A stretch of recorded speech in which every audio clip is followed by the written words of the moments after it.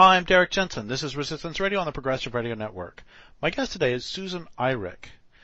A licensed psychologist, biologist, and educator, Susan has taught at universities around the world, worked in maximum security prisons, developed a university counseling center, directed a nature conservancy preserve, and lived in remote corners of Nepal, the Mid and Far East, the Northwest Territories, and the Amazon rainforest. Her goal is always to see through others' eyes as a way to enhance understanding between cultures, peoples, and species. She founded Earthfire Institute, Wildlife Sanctuary and Retreat Center in 2000 in order to give a voice to wildlife and help people find their own natural voice. Earthfire's mission is to help humans change how they see and therefore treat wildlife and nature. Susan lives with these animals throughout their lifetimes, developing deep relationships and insights. This makes it possible for her to bring wild animals' voices into our awareness and into conservation decisions. So first off, thank you for your work, and second, thank you for being on the program. My pleasure, Derek. So what is the Earthfire Institute, and how did it form? It's a wildlife sanctuary located just a couple of miles west of Grand Teton National Park on the Idaho border with Wyoming. And we have native animals that are native to the Yellowstone to Yukon Wildlife Corridor, some of whom can never be free. We also have rehabilitation for those who can. And so we form really deep relationships with these animals, some of them over their entire lifetime. And I've had the utter privilege of getting to know them and see them on an intimate basis. These are bears and wolves and bison and foxes and coyotes and badgers and porcupines. And the opportunity to spend time with them and to get to know them like you can't in the wild and you can't in a zoo has led to some incredible insights. And I really had no idea about much of this when I started it. And it's just been a constant journey for me. Learning. Go ahead. So how did it start? How did this whole institution form in the first place? Well, I've loved animals ever since I could remember coming into consciousness. And I, for some reason, loved wolves in particular, even though I'd never met one. I have no idea why.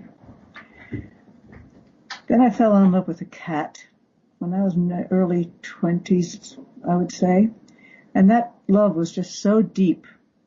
I had never felt anything like it. And it kind of just opened me. Then I met someone some years later. Then I met someone a few years later who was training animals for movies. And he had come upon some wolf puppies that he had to rescue from a movie set. And he asked me to help raise them. And they were very young. And, you know, who's going to say no to that? And as I was bottle feeding them, and they all got terribly ill, and we had to take care of them morning and night, 24 hours a day, with IVs every couple of hours because they were so dehydrated. They all lived. In the process of feeding them and nurturing them and wanting them to live, and they did live, I fell so hopelessly, deeply in love. It was like nothing I'd ever felt before, even with the cat. And a woman who was a friend of mine came down and said, "You know what happened to you, Susan?" I said, "No." She said, "Motherhood." And it's true, they weren't my children, but the bond was so tight I swear I could feel the oxytocin racing in my blood. And I would have done anything for those puppies. And it meant I began to really connect and understand to them. There were 7 puppies, 7 entirely different personalities, and the beauty and the passion to live and just who they were. I said, you know, I've got to share this with other people, this type of intimacy. And because of that, and the person who was training animals for movies and I decided he wanted to give back to animals too. He trained wild animals, only with reward. We decided that we really needed to start a place where we could give animals a life who might not have them otherwise and share who they were with other people. He in particular was able to handle them because that was his profession, to handle wild animals. So I could do the education and he could help handle them for people to actually meet them. So when they come here, and we only let a few people come at a time, 4 retreats over a period of time, because it's not a zoo. It's not a place for people to come for interest or healing, even though they would be healed when they come. It's a place for the animals and for humans and animals to begin to meet in a way that they can't anywhere else, and to begin to try to understand one another. And what's really interesting is the animals here are actually eager to meet people. Again, we only have a few people a year because it is an intense experience, and I don't want to overwhelm the animals. And then what I can do is I can write about it, film it, and share it with people online. The fundamental thing I want to share is this incredible beauty on this earth for us and with us. And it's not a lose-lose. It's a win-win if we save a place for them to live, apart from the sheer biology of it, that if we save a place for them, it's for us too, and for the whole ecological systems. But the exquisite beauty of what's on this earth with us, and if we can connect to it, it does heal us. We begin to understand the connection. The animals serve as a portal into all of life, so that once you begin to realize you can have a bond with a wolf or a bear or a coyote or any animal, it begins to open you towards, wait a minute, maybe it's true of all life. Maybe all life is intelligent. Maybe all life wants to connect. And my experience over time is I do believe that all life recognizes life and recognizes it with joy and is fascinated by it, just like a kid automatically crawls towards any animal.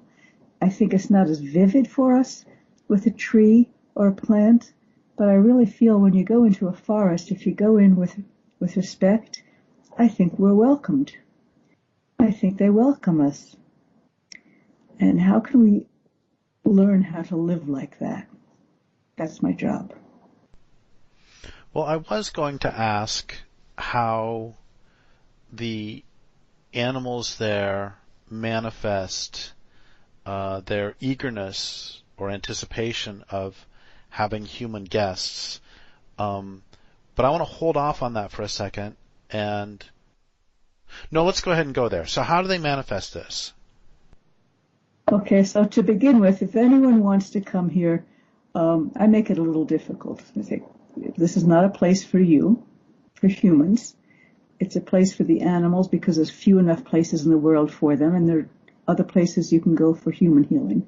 But if you want to genuinely connect with an idea of trying to help and give back, then you're welcome. And then I send a little information to them about how to be with the animals, that what to expect, how not to talk constantly when you're here, because then you're not connecting. So I send them a bunch of instructions. So everybody who comes is prepared. Nobody can come for a quick visit. It's just not, I just don't let them. So, for instance, if we do a retreat, sometimes we do different types of retreats. But every single time we have a retreat, Bluebell, our bison, she has 30 acres to roam in, is right there. And then it's right against the fence. And then if she isn't, she comes trotting over or ambling over, depending on her mood and the heat and whether she's just eaten or not. But she comes over, leans against the fence, and says, give me good energy. Because a lot of the people who come here are people who are into animals, and many of them have healing hands, and she's come to expect it. And she comes to demand it. And she will stay there as long as people are giving her healing energy. And then Nima, a white buffalo that was given to us by a Native American, comes over, and she's a little subservient to the very dominant Bluebell. And she comes behind Bluebell and hangs her head over it, trying to receive the energy through Bluebell. Unless Bluebell is distracted enough, and then Nima can come and get her own. So, we had another group of, go ahead. Go ahead. We had another group of people. So all the animals, when people come up to the people. Okay, they're not hiding, they're not running away, they come up. Obviously, there's safety things in place and all that. We had a retreat once where I was trying to get people, it didn't work really well, but I was trying to get people who were leaders in the field, but they were more environmentally traditional, perhaps. So it didn't work the way I wanted it to. But one of the people I had invited was an artist, and he was great. And he had a little ukulele. And we let one of our bears into the bear garden, where there's a pool. This was Teton Totem, a very remarkable grizzly bear. And Billy was playing his ukulele. And people were sitting, and it was sunny, and they were sitting, and the way we have it set up, you can be like 1 foot from the bear, because there's fencing and electric wiring, but he can come right up to it, so he can be very, very close if he chooses. And he did choose.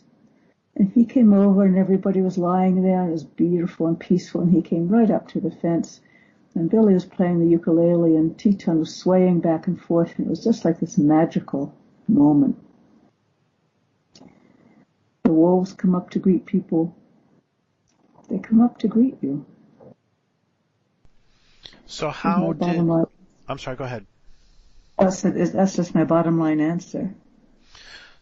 So how do most of the creatures who end up there, how do they end up there? Many different ways.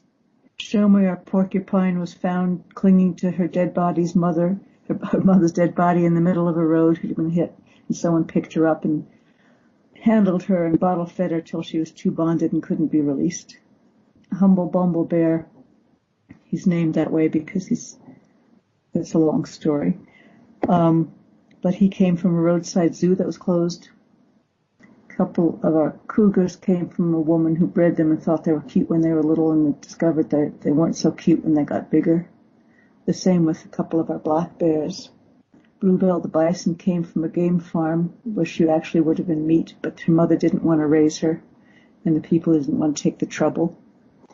Runs Like the Wind was a 3-legged deer who couldn't be released back into the wild.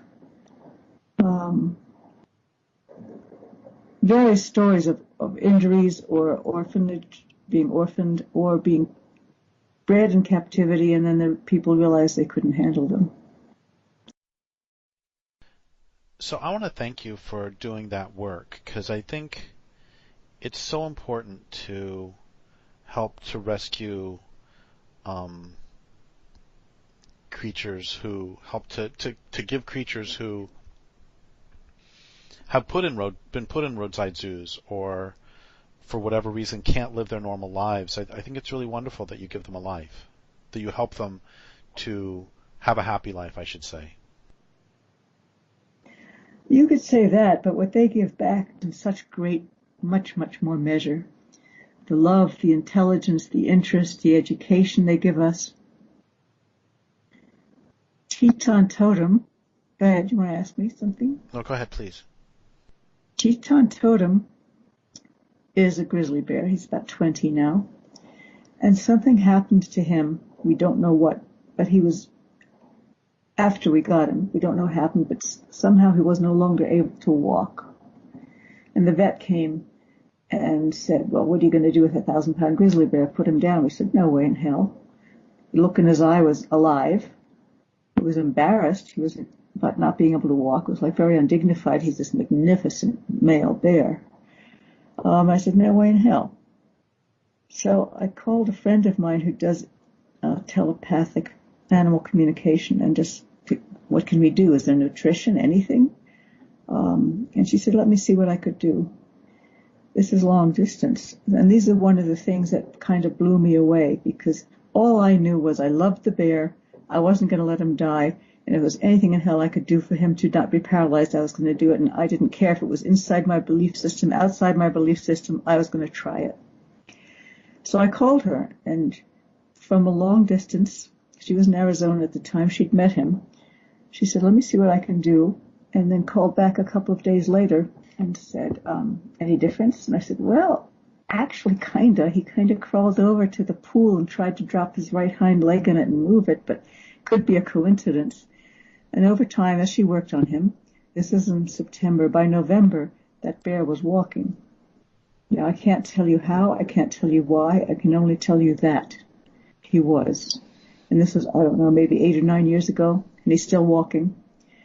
I asked her what she did, and she said she can sort of do a scan, and she scanned down his body and felt in the bottom of his spine, at the base of it, that it was both compressed and a disc was out.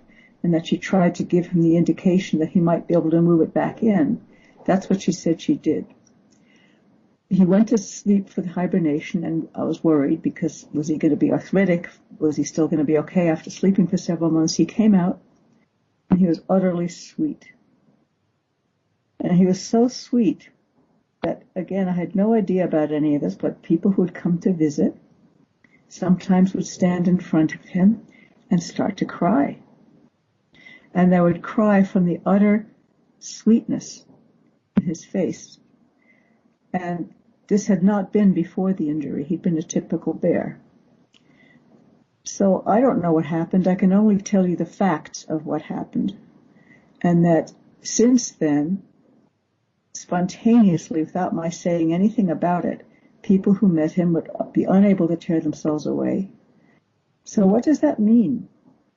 And I had another wolf who had this temper to her brain, which is 100% fatal, supposedly, but she didn't die.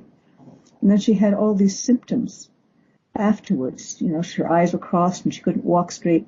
And the vet said, again, there's nothing you can do. You can give her prednisone, but that's it. And again, I couldn't bear it. This is this beautiful, beautiful, sweet wolf.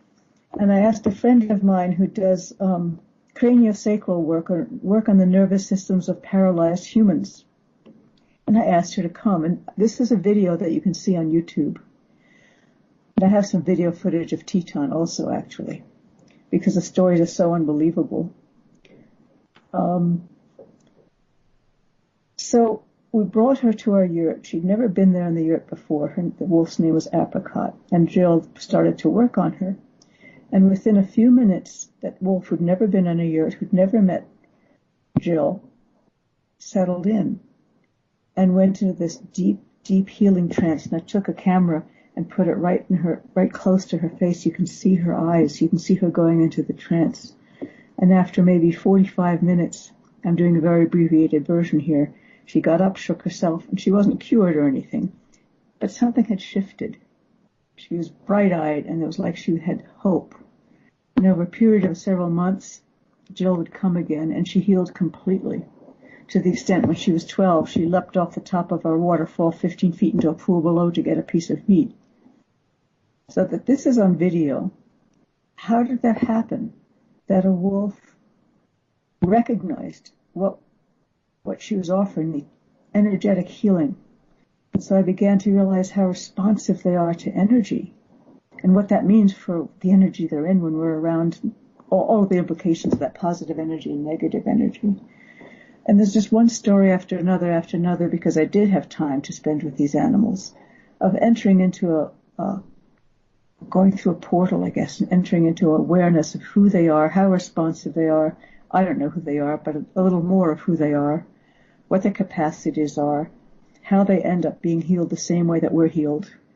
When I showed the video of Apricot going into a healing trance to a Tibetan Buddhist teacher friend of mine, he said, that's the exact same look that I see in Buddhist teachers when they go into deep meditation. So the implication to me, coming from my more biological background, was, wow, does that mean that wolves and people go to the same deep place for healing and meditation? Is it the same source? So those connections started to be drawn for me, and that's what I want to share with people, the little bit that I do know. So how does, can you tell some of the other, actually before I ask that, this makes me think of a line that I read in a silly fantasy novel when I was a teenager that has always stuck with me. And the line was, the God will not speak to those who have no time to listen. And I've thought about that in terms of, for example, writing, that the muse won't speak to you if you don't have the time to listen. And I'm wondering if you can talk a little bit about the relationship between spending prodigious amounts of time with non-humans and getting to know them. Was there more to that question, or was that the question? Just talk about it? Oh, yeah, that's the question. Is just, can you talk about the relationship between It's just become really clear to me. I've lived on the same land for 20 years, and it takes time to develop a Yeah, relationship, especially with someone who not only doesn't speak English, but might not actually speak human, but in fact doesn't yeah. speak human. May speak animal or may speak tree. That takes time. So can you talk about the relationship between time and getting to know non-humans, and that's all. Just the relationship between time and getting to know them. I think time is essential, but even more, it's slowing down and entering into a different mental space where you can receive. So if you spend a lot of time with an animal, that gives the opportunity, or a plant, it gives the opportunity for it to happen. But you also have to be internally slowed down and opened up to be able to receive.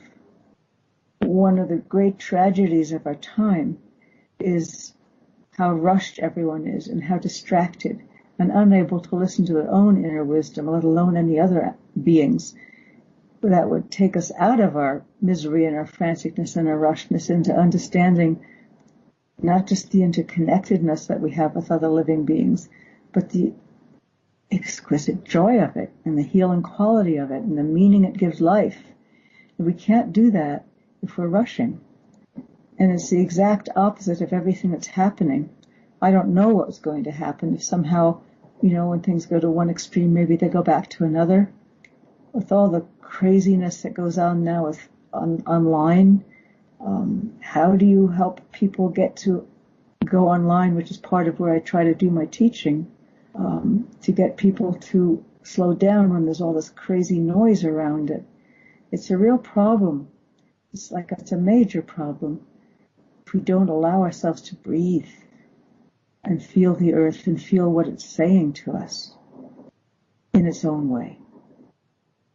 So, obviously both you and I have problems with human supremacism, and this might not be a fair question, but what do you say to somebody who would go, a porcupine having something to teach me? Are you kidding? It's just a stupid creature with a bunch of prickles. So how do you just ignore people like that, or do you actually, or is there a response to somebody who is that dismissive of non-human beingness?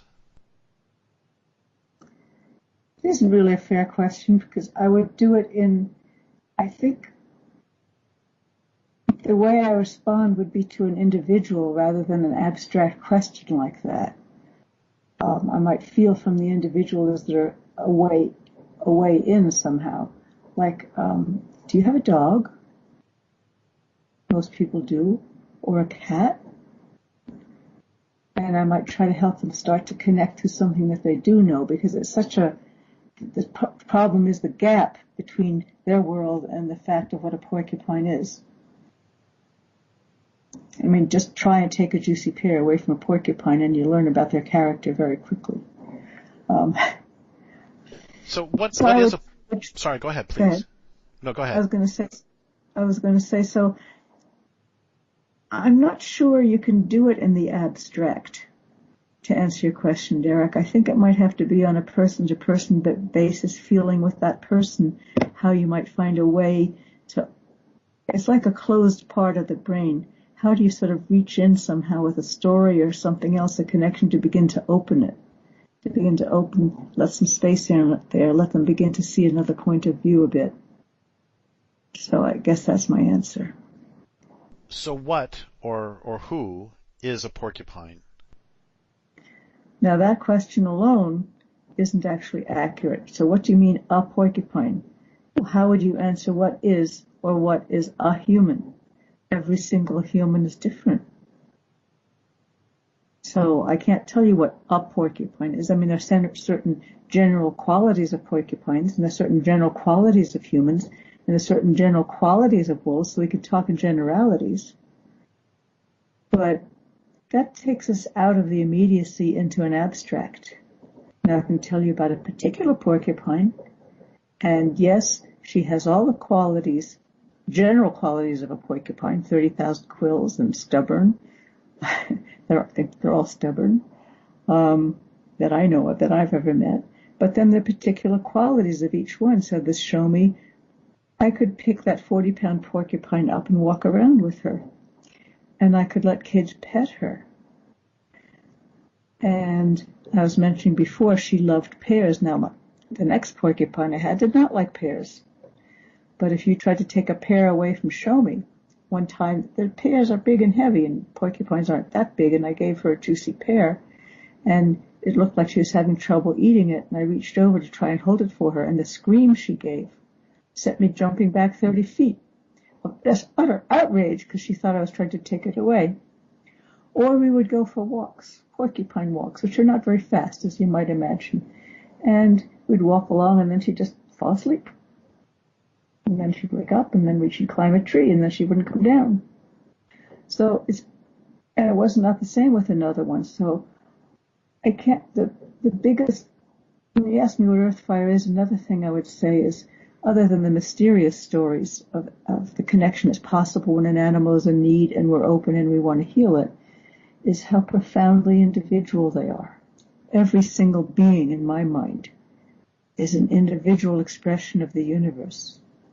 And where we get lost is trying to generalize. Not that generalizations aren't important and useful, but we lose sight of the specific being. Well, I think that's a hugely important point, because when we think about a herd of buffalo or we think about a school of fish, it can be easy to just sort of picture the whole bunch as some sort of stereotype that we're projecting onto them. But the truth is, every one of those buffalo is an individual who has preferences and has, it's like a friend of mine loves prairie dogs and knows a lot about them, and she will talk about how, for example, if there's a threat to the prairie dogs, like if there's a bird of prey flies overhead, then it's okay for everybody to jump into whatever burrow is closest. But if under normal circumstances, it would be a tremendous breach of etiquette for me to jump into your burrow without permission. And so, of course, the prairie dogs have friends, they have enemies, they have prairie dogs they don't like very much, and this is, true for schools of fish, it's true for flocks of birds, it's true for everybody. Yeah, a guy called, I think it was Colin somebody, wrote a book called A Man Walks Through Time. I believe he was walking through the Grand Canyon. And one day he was lying on a beach, just spending time there actually, and he noticed these little sand fleas flying. And as he observed them, because he had a lot of time, he was just the man who walked through time with a lot of time. And he observed them, and he saw after a while that they were actually in a territory, that they sort of kept within sort of a square, so to speak. And some of them were more adventurous, and some of them were shyer. And he began to think that insects are individuals too. And I think it's true that every single being that comes into life is unique, and a particular expression of the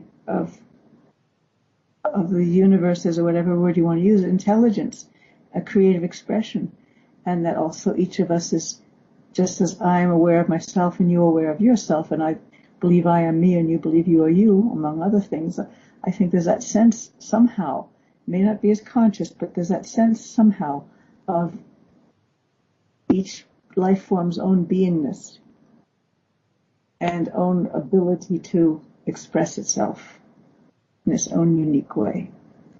And what a world that is to live in, Derrick. If you think of the richness of everything around you wanted to express itself to its fullest treeness, and I wouldn't want to say treeness, but willowness, but then willow is a particular species, that particular willow wanting to express itself in this particular shape. I mean, what an incredible symphony.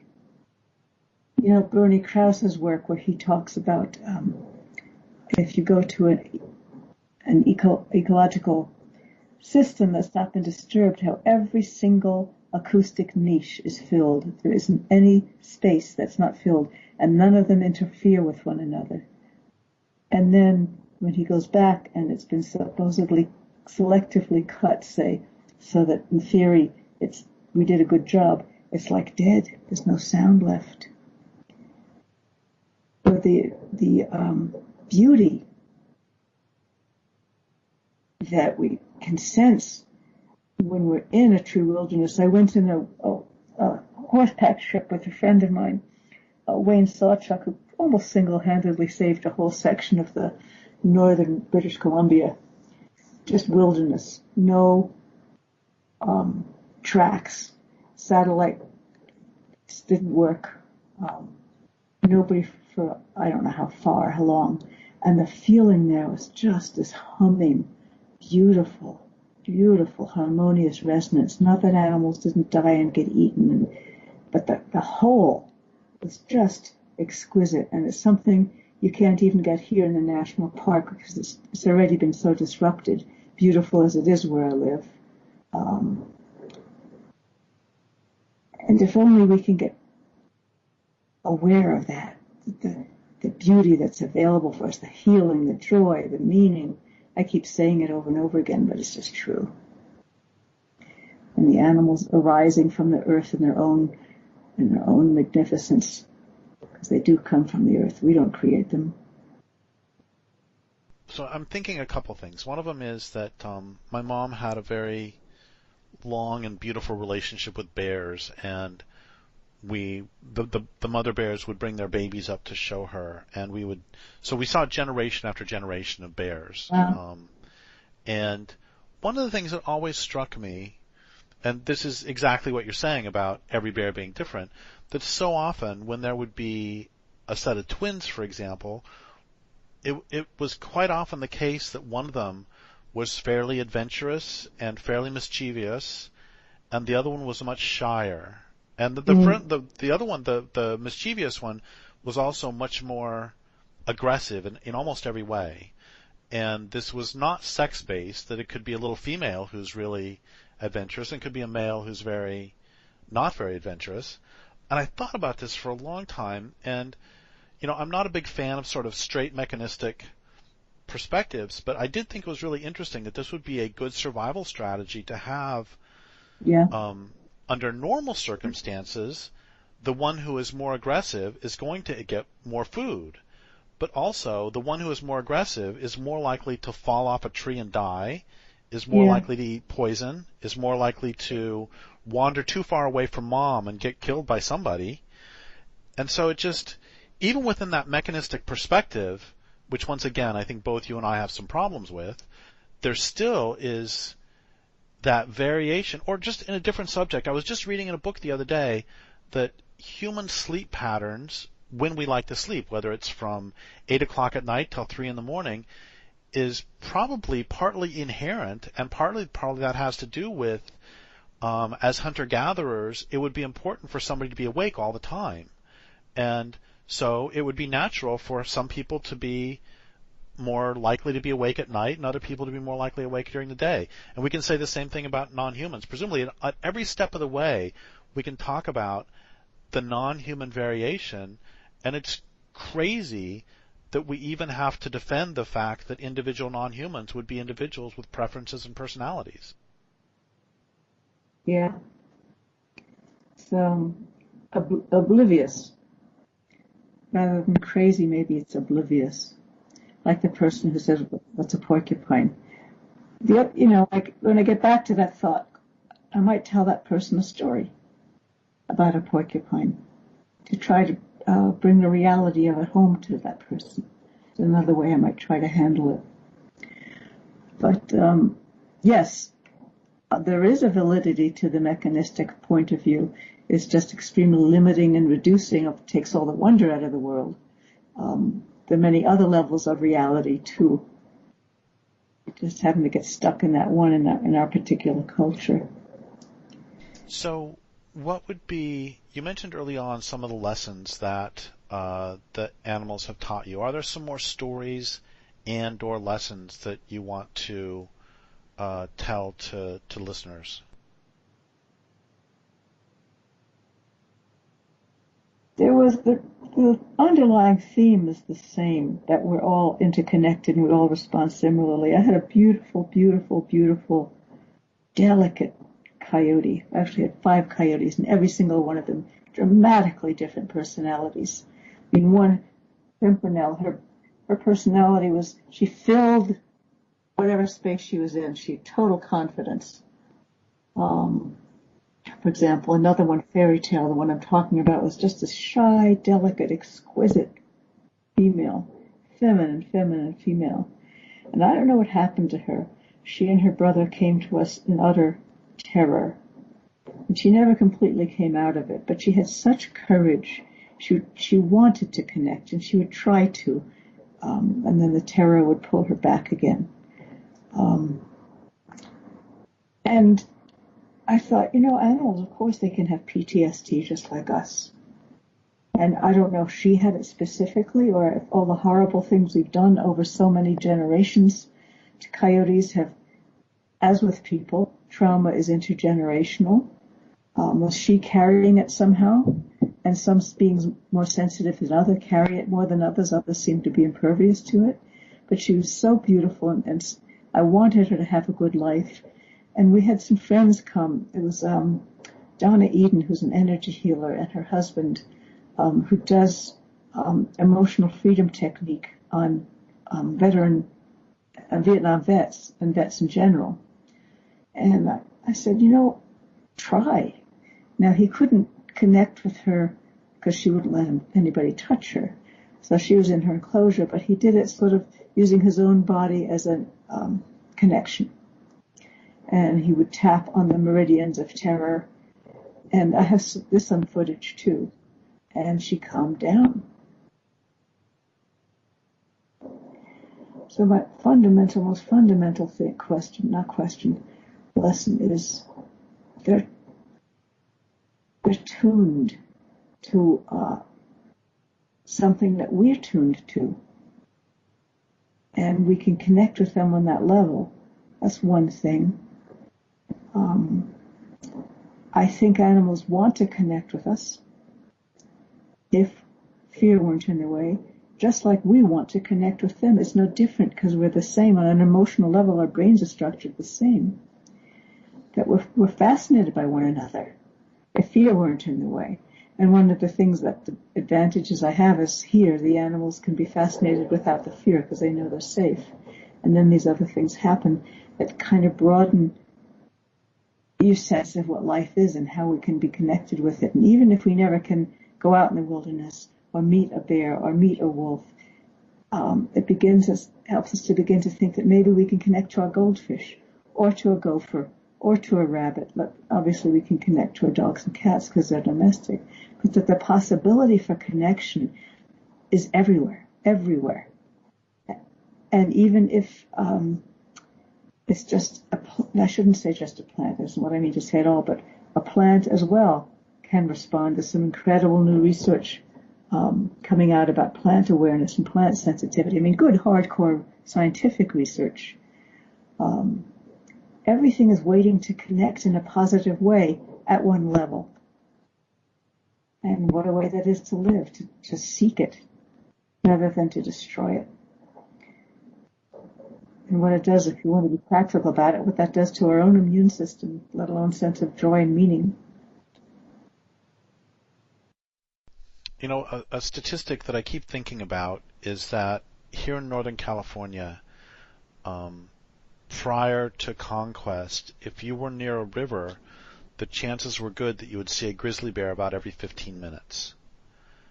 And that's... I'm saying that in terms of validating what you were saying earlier about having curiosity about each other, that if you live in Northern California and you're near a river and you're seeing a grizzly bear every 4 times an hour, then the chances are pretty good that you're going to get to know these other beings, and it will be an everyday occurrence as opposed to oh my God, I see a grizzly bear, I need to run get my gun, or I need to run away as fast as I can. It's just part of life. Yeah. And we're fascinated by each other.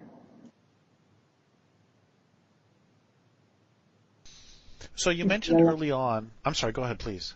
Go ahead. I said we're fascinated by each other if we allow it. Yeah, go ahead. So you said earlier that some of the creatures have been able to be returned to the wild. Can you tell any stories about any of those? Not really. Because what we try very hard is not to connect with them in a way that they begin to trust humans, because humans, particularly out here in the West where we shoot everything, it's not safe to trust humans. So it's a different kind of world where we try to help them heal medically and then release them where we think they're going to be safe. And so can you give sort of you've said different creatures, but I'm trying to get a picture of the actual physical location. Can you give a little bit of an inventory of who some of your friends and guests are there now? Do you want names or species or individuals with a description each? Whatever you want to do. I mean, so how much land does the place cover itself? We have 40 acres, not nearly enough, just all we could manage to afford at the time. And you've mentioned the one grizzly bear. Is there? I thought you mentioned two grizzly bears. How many bears are there? We have 4 grizzly bears and 1 black bear. We had 2 black bears who were brothers, and one of them passed away. And there's the most remarkable story about that too, but I don't know if you want me to take time for that. Sure. Or to tell you that's your question. Okay, so we had 2 black bear brothers. A woman had raised them thinking they were cute, and then when they got bigger, her husband said no. So they were probably about 6 months when we got them. But they were brothers, and in the winter they would sleep in each other's arms. They would fight like brothers, but they would sleep in each other's arms all winter. And then Major Bear got ill. We took him up to Washington State, but they didn't know what to do. And eventually he passed away. And Huckleberry Bear, his brother, was sad, but we didn't know what to do. And we'd had a retreat of artists students who came for a 3-week period. And one of them, for some reason, she was an artist who was interested in costume, but she was an excellent drawer. She drew really beautifully. But she was from L.A., and she didn't know much about wildlife at all. And she was drawn to sit in front of the area where Huckleberry was. And suddenly she started to feel sad. She thought, this is weird. And then she felt tears running down her face, and she said, this is really weird. And then she felt, I don't know how you receive things. It's not really words, but the impression, I miss my brother. And she said, this is really, really weird because I don't have a brother. But she felt a sadness and stayed with him and said that she was going to come and visit him every single day as long as she was there. And then he went back into his den. And that evening, around the campfire, when people say things that they might not dare during the day, she said, did Huckleberry have a brother? She didn't know. So somehow that bear was communicating across species to someone who was just sitting there open. And as to your earlier point, she was just giving him the time. She was just sitting there watching him without any expectations or awareness, and it just came into her. And he was communicating a sadness across species. That's what's available for us.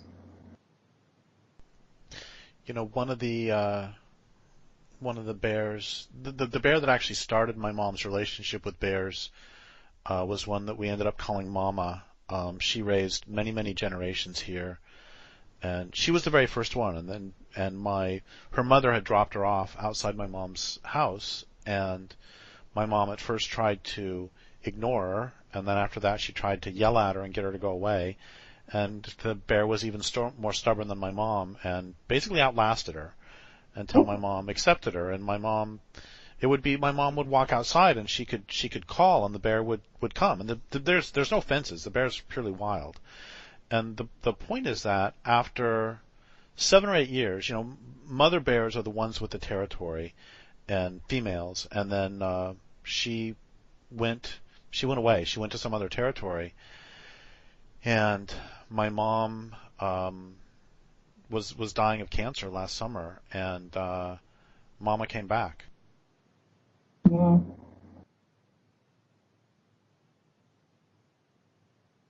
And how did she know? I don't know how she knew, but she had been gone for 8 years. She came back for a couple of weeks, and my mom said, well, either she's coming to, help wish me to get well, or she's coming to say goodbye. And so Mom was here for a couple of weeks, and then she left again. And that I'm just validating what you said. That is one of the things that we have lost in this culture, is that those neighborly interactions. Yeah. And the mysterious thing, yes, very much so, the neighborly interactions. One of the things I always try to talk about is the companionship that's available for us. We don't need to be lonely. There's companionship everywhere, beyond humans. So we have 2 minutes left. Can you both, and sorry to do this so quickly, but can you convey sort of the final lesson that you want to do for listeners today, and then also tell them how they can learn more about the Earthfire Institute? I don't know if I love the word lessons. It's too educational. It's I don't know what other word to use. Is an unbelievable discovery to go out there for us, and healing. I don't know if I could say anything more than what I've already said. I would like to say what a mystery it was that your mother's bear chose your mother and insisted on it. She wanted a connection. What does that mean? And just, I don't know how long I'm going to live, but I assume right through my death I'm going to be asking these questions because it's so interesting. Life is just so interesting. I guess that's what I would say. And Earthfire Institute, we're online. It's all one word, earthfireinstitute.org, nonprofit. We have newsletters every couple of weeks. We have online conversations once a month to explore how we can connect differently with Earthfire, with Earth, and try to reverse some of the damage we're doing. So check us out online. Well, thank you so much for what you're doing in the world, and I would like to thank listeners for listening. My guest today has been Susan Eirich. This is Derrick Jensen for Resistance Radio on the Progressive Radio Network.